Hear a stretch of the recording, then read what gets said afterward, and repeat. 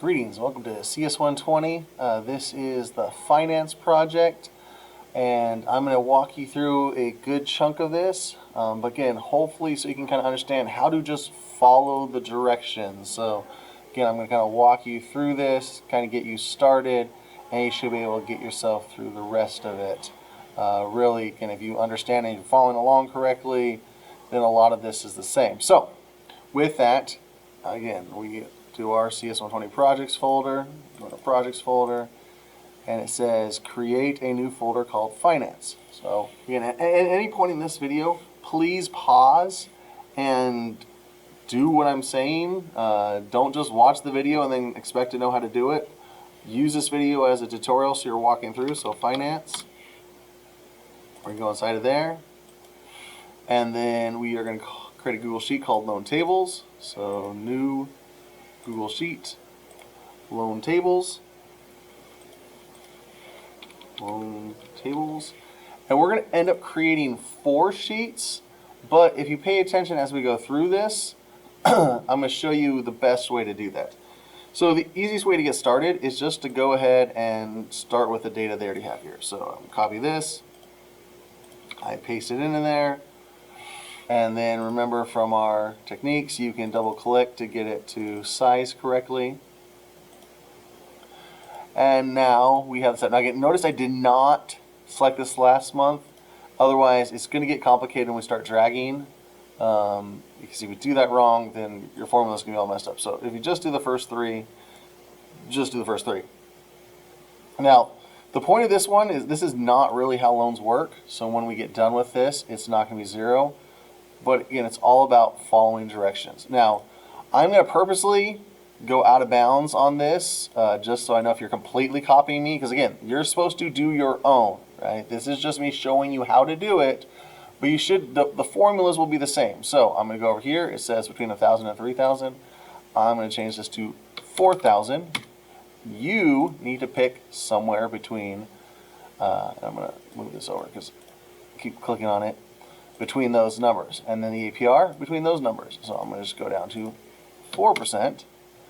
Again, that's out of bounds, but you are going to pick between those, and then the payment's going to be that. So I'm going to jump up to $300.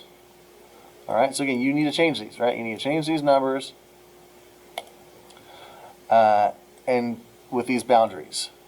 And now we need to follow these formulas, right? This is where a lot of students get confused. This is where you need to pause a lot and understand what's going on, right? So the interest amount, that's this cell right here, right? That's interest amount. It wants us to take the previous balance times the interest rate times 1/12, which is because this interest rate is for the year, so this gives us a monthly interest rate. So let's start working at it, right? Equal sign, what gets us started? Previous balance, right? Previous meaning the row above, right? So you will see previous again. Previous means the row above, and then times, and then interest rate, and then times 1/12. And let me just zoom in on this a little bit for you after I. All right, so again, all I did is click, but F12, which is the balance, times the interest rate times 1/12. That's the formula right here.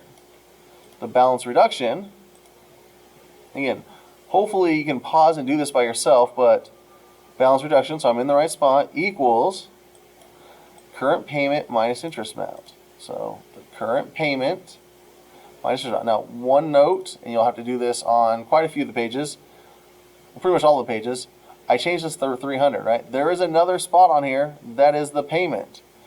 And I see a lot of students not change this, and then it doesn't work for them. So there's a payment, but balance reduction is how much the loan goes down by. So again, if you think about the logic behind that, you're going to pay this much money, you give this much to the bank as a payment, which is the interest amount, and then the rest of that's how much it goes down by. So equal sign, and then we just follow this current payment minus interest amount.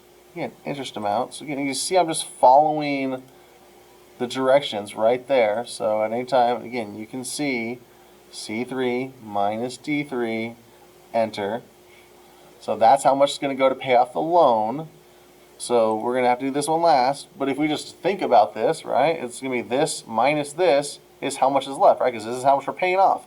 But let's go ahead and look at the thing. So equal sign, previous balance. Remember, previous is above it, minus balance reduction. Balance reduction. Enter. So now we have any. Your numbers should not look like this, right? If you have these numbers, there's something wrong. I mean, maybe your interest should not be that, but I'm paying a lot. I'm doing a lot more, so you should not. None of these should be the same for you.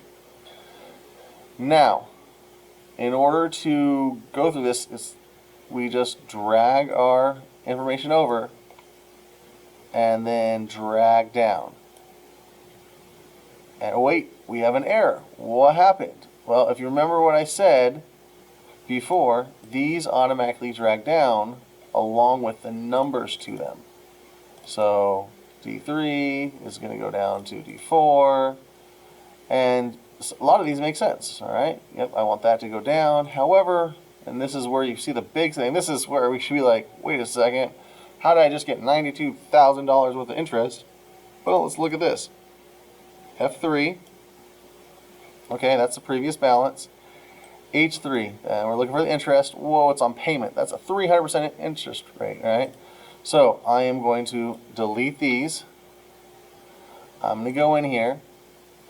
And if you remember, in order to stop it from going down, that is a number. So we put a dollar sign in front of the number that we want it to go down. If it's easier for you, you can put it around the H. If you just put dollar signs on both sides of the H, it'll work as well. But particularly, we need the second one. We click enter. Now let's go ahead and drag this again. Actually, I can double click and it'll go down to where I already have. All right, that looks a lot better, right? We're paying less interest, we're paying more of the balance reduction, the balance is going down, we're not all the way down yet. So we need to get to, we're here, right? We're going through this in the months with first negative balance, right? First negative balance. We're not negative yet, so let's go ahead and grab this one, drag down some more. It wasn't too long, so this is the first one. So all the rest of us, make them go away. Remember, we're just looking at that first one. We need to make this 0. Now, how to make that 0? Again, the directions. If you combine the previous balance with interest due, so previous balance with interest due, that's how much we have to pay, right? And this is the payment column, so equals this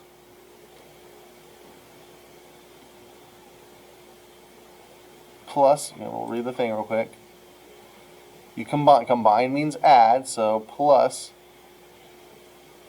this, and look at that, $0. So what that means is we owed this much money, so we need to pay at least that, but we also had interest from it, so we got to put that and that together, and that's how we equal 0. That's the first one, all right? That's the thing that gets us started on going through this.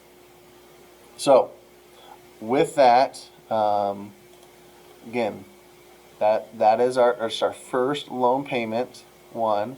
So we're going to call this one loan payments. So copy that. Remember, down here you can rename it. Rename loan payments. All right. Now we're going to copy this one or duplicate it.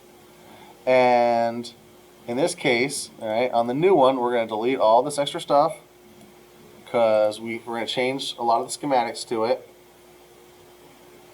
And then this one's called amortization payments. So let's copy that. And then we'll go in here and rename it. All right. Now, again, you need to change these numbers. I'm going to use the same ones for me because, again, they're out of bounds for you. But you need to change these numbers.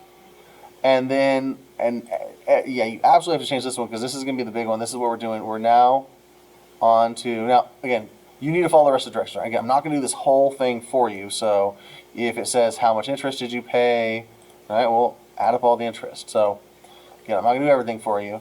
We're do this. In this case, though, the big thing is the PMT. Right? So we go over here. We can see these PMT calculations. So make sure you're on the right one. Equals PMT. Right? This is a function, not a formula, right? These were all formulas. This is a function. The rate is the interest we're paying, all right? That's interest. And then comma, number of periods. Now in this case, we pick it, right? The last one, we picked how much money we're gonna pay, and then eventually we got down to 0. But that's not really how loans work. Normally we're like, I want to go for 5 years, right? So it's 5 times 12, right? That's 5 years, because we gotta do this per month. And then the present value was beginning. Now one thing you gotta remember, this is the rate per year.